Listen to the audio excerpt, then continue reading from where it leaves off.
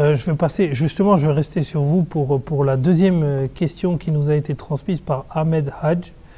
Alors, je tiens à le souligner parce que c'est en objet de la question qui nous a été adressée. Il souhaite obtenir une réponse au public.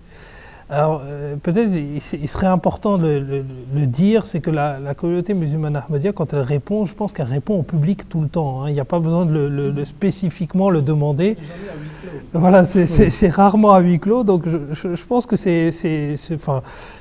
voilà, c'est bien de le préciser pour que les personnes le sachent. C'est qu'on n'a pas des... On ne se cache pas dans des ténèbres et on ne se réunit pas dans des caves pour pouvoir discuter de certains sujets. On est totalement transparent et tout ce qu'on a à le dire, je pense que c'est en face de tout le monde et en ligne sur des sites internet ou du moins disponible sur les sources officielles. Public déjà. Alors la question, mais pourquoi l'Ahmadiyya ne parle que du retour du Mahdi et que personne ne conteste son arrivée ni son retour? Pourquoi est-ce que nous, dans l'Ahmadiyya, nous parlons toujours du Mahdi? Eh bien, comme je viens de le dire, l'arrivée du Mahdi est d'une importance capitale. Parce que tant que l'imam Mahdi ne vient pas et que les gens n'acceptent pas son message de retourner à la source même, qui est le Coran et le prophète Mohammed sallallahu alayhi wa sallam, les musulmans resteront dans leur division.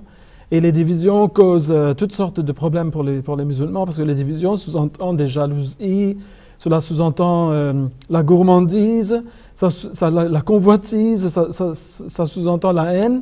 Quand il y a division, il y a tout ça. Eh bien, tant que tout ce beau monde ne viendra pas se réunir sur le drapeau de l'imam Mahdi alayhi salam, ils continueront dans toutes ces choses. Et de là naîtront et resteront les problèmes des musulmans, tels que la famine, l'analphabétisme et toutes sortes de souffrances qu'ils connaissent dans le monde, notamment la corruption aussi qui les empêche de fleurir et qui les empêche de progresser dans le monde comme toutes les autres nations développées. Donc cela est d'une importance capitale et c'est pour cela que le prophète Mohammed sallallahu alayhi wa sallam, lorsque quelqu'un, et ça on l'a déjà dit dans une précédente émission, lorsque quelqu'un lui a demandé est-ce qu'il y aura du mal à l'avenir, il avait dit oui, en effet, il y en aura un. Et si vous allez voir des gens qui sont de notre nation, qui parlent notre langue, invitez les gens au feu, et au feu, il faut comprendre par là la guerre. Parce que dans le Coran, Allah dit qu'à chaque fois que les gens essayent d'allumer le feu de la guerre, Allah l'éteint. Donc le feu se rapporte à la guerre. Et bien quand vous voyez des imams aujourd'hui en train d'appeler les gens pour aller se battre contre d'autres musulmans, et bien il a dit abandonnez toutes ces sectes totalement et agrippez-vous à la Jamaat et son imam. Ben, la Jamaat et son imam, c'est la Jamaat Ahmadiyya et l'imam al-Mahdi. Et donc, s'ils vont le faire, ils vont connaître l'union, parce que nous qui sommes au sein de la Jamaat Ahmadiyya, nous sommes venus de tous les groupes de l'islam.